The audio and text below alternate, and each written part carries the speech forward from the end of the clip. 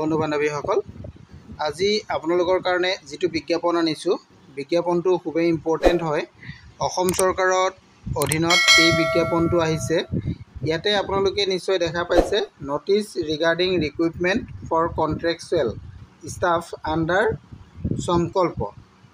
এইটো নলবাৰী ডিষ্ট্ৰিক্টৰ পৰা আহিছে। ইয়াতে যিটো পদ আছে, এই পদখিনি আহিছে নলবাৰী ডিষ্ট্ৰিক্টৰ পৰা। ডিষ্ট্ৰিক্ট ছ'চিয়েল ৱেলফেয়াৰ অফিচৰ পৰা এই নটিফিকেশ্যনটো আহিছে আৰু ডিষ্ট্ৰিক্ট ছ'চিয়েল ৱেলফেয়াৰ অফিচতে এই পদকেইটা খালী হৈছে। এতিয়া আমি এই পদকেইটা কি প্ৰথমতে আমি সেই পদকেইটাৰ বিষয়ে জানি লওঁ। প্ৰথম আমি পদকেইটাৰ বিষয়ে জানি লওঁ আহক। এতিয়া চাওক, পদকেইটা আপোনালোকে প্ৰথম যিটো পদ আছে এইটো হৈছে একাউণ্ট এছিষ্টেণ্ট। এটা একাউণ্ট এছিষ্টেণ্ট আৰু আনটো হৈছে ডাটা এণ্ট্ৰি অপাৰেটৰ। এই দুটা পদ আছে। ইয়াৰে যিটো একাউণ্ট এছিষ্টেণ্ট পদ, সেই একাউণ্ট এছিষ্টেণ্ট পদটোৰ মান্থলি আপোনালোকৰ যিটো দৰমহা হ'ব এইটো হৈছে 19,000 টকা।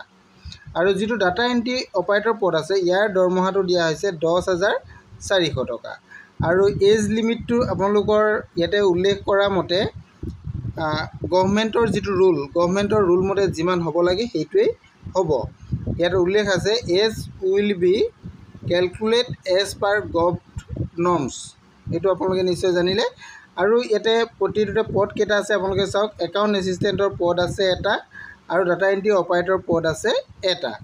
আৰু পদটো ক'ত আছে আপোনালোকে চাওক, পদটো আছে আপোনালোকৰ office of the district social welfare officer. গতিকে আপোনালোকে সকলোখিনি কথা জানিলে। এতিয়া পদকেইটা বিষয়ে অলৰেডি গম পালে। এতিয়া আপোনালোকে ইয়াত আবেদন কৰিবলৈ হ'লে কি আপোনালোকক প্ৰয়োজন হ'ব আৰু কেনেধৰণে আবেদন কৰিব, এইখিনি কথাও মই আপোনালোকক জনাই দিব বিচাৰিছোঁ। আবেদনৰ আপোনালোকৰ অন্তিম তাৰিখটো ইয়াতে উল্লেখ কৰা হৈছে যে 7/8/2025, অৰ্থাৎ 7 আগষ্ট 2025 তাৰিখে আপোনালোকৰ ইয়াৰ ফৰ্ম ছাবমিট কৰাৰ লাষ্ট ডেট দিয়া হৈছে। এই ফৰ্ম আপোনালোকে পোষ্টেলৰ সহায়ত বাই পোষ্টেলৰ সহায়ত আপোনালোকে ফৰ্ম পঠাব লাগিব। ফৰ্ম পঠাবলৈ হ'লে আপোনালোকে কি কৰিব লাগিব, এখন ষ্টেণ্ডাৰ্ড ফৰ্ম ল'ব লাগিব। যিটো আছাম গেজেট পাৰ্ট 9ৰ যিখন ষ্টেণ্ডাৰ্ড ফৰ্মখন ল'ব লাগিব। আৰু সেইখন ফিল আপ কৰি লগত আপোনালোকে ছেল্ফ এটেষ্টেড কপি অফ টেষ্টিমনিয়েল, আপোনালোকৰ এডুকেশ্যনেল কোৱালিফিকেশ্যন, এক্সপিৰিয়েঞ্চ চাৰ্টিফিকেট আৰু আদাৰ আপোনালোকৰ স্কিল চাৰ্টিফিকেট যদি আছে, এইসমূহ সকলোসমূহ লগত দিব লাগিব। লগতে ইমেইল আৰু কণ্টেক্ট নাম্বাৰ আপোনালোকে দিবলৈ নাপাহৰিব। এইখিনি দিয়াৰ পিছত আপোনালোকে এনভলপত ভৰাই আপোনালোকে যিটো এড্ৰেছ মই অলৰেডি কৈছোঁ যে district social welfare officer Nalbari, তালৈকে আপোনালোকে পঠাব লাগিব 7 আগষ্টৰ ভিতৰত পোৱাকৈ। এইখিনি আপোনালোকে গম পালে ডকুমেণ্টছখিনিৰ কথা। আৰু ইয়াতে আপোনালোকৰ কাৰণে এটা কথা উল্লেখ কৰিছে যে আপোনালোকৰ যিটো ৰেচিডেণ্ট চাৰ্টিফিকেটৰ কাৰণে আপোনালোকে ভোটাৰ ID বা PRC বা ড্ৰাইভিং লাইচেঞ্চ, আধাৰ কাৰ্ড আৰু কৈছে যে ৰেচিডেণ্ট চাৰ্টিফিকেট, এইকেইটাৰ ভিতৰত যিকোনো এটা আপোনালোকে ফৰ্মৰ লগত প্ৰডিউচ কৰিব লাগিব। এইখিনি হ'ল, আপোনালোকে এইখিনি কথাও জানিব পাৰিলে।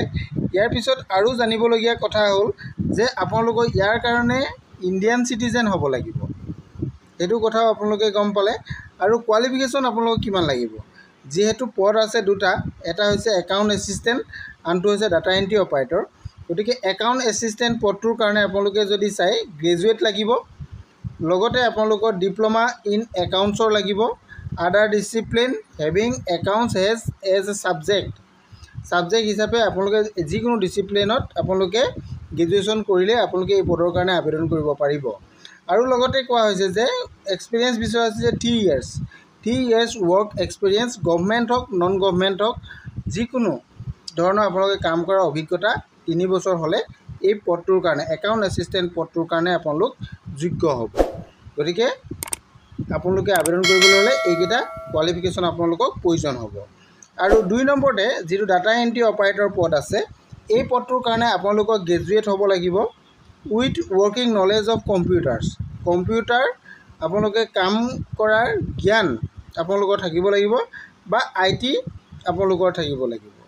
আৰু লগতে 3 বছৰ আপোনালোকৰ এক্সপিৰিয়েঞ্চ থাকিব লাগিব কিহৰ ওপৰত data management process documentation and web বেছ ৰিপৰ্টিং ফৰ্মেট ইত্যাদিত আপোনালোকে কাম কৰা গভৰ্ণমেণ্ট ছেক্টৰত হওক বা নন গভৰ্ণমেণ্ট ছেক্টৰত হওক বা IT বেছডত হওক কাম কৰা অভিজ্ঞতা আপোনালোকৰ লাগিব 3 বছৰ। এইকেইটা হ'লে আপোনালোকে ডাটা এণ্ট্ৰি অপাৰেটৰ পদটোৰ কাৰণেও আবেদন কৰিব পাৰিব। এইখিনি কথা আপোনালোকে গম পালে। ইয়াতে আপোনালোকৰ সিলেকশ্যন প্ৰচেছটো কেনেধৰণৰ হ'ব। সিলেকশ্যন প্ৰচেছটো আপোনালোকৰ ৰিটেন এক্সাম হ'ব। ইয়াতেতো উল্লেখ আছে ৰিটেন এক্সাম, তাৰপিছত ইণ্টাৰভিউ।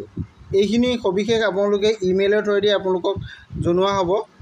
ৰিটেন এক্সাম হ'ব, ৰিটেনৰ পিছত আপোনালোকৰ ইণ্টাৰভিউ হ'ব। এইখিনি আপোনালোকে পিছৰ পৰ্যায়লৈ এপ্লিকেশ্যন কৰাৰ পাছত আপোনালোকে এইখিনি কথা জানিব পাৰিব। এতিয়া আপোনালোকে সকলোখিনি কথা জানিলে, এতিয়া মাত্ৰ আপোনালোকে ডকুমেণ্টছসমূহ ৰেডি কৰি আবেদনটো কমপ্লিট কৰি দিয়ক। আজিৰ ভিডিঅ'টো ইমানেই আছিল। যদি ভিডিঅ'টো আপোনালোকৰ ভাল লাগিছে তেন্তে ভিডিঅ'টোত এবাৰ লাইক কৰি দিয়ক। আৰু কিবা অসুবিধা হ'লে আপোনালোকে মোলৈ কমেণ্ট কৰিব, মই আপোনালোকক সহায় কৰিবলৈ চেষ্টা কৰিম। Thank U.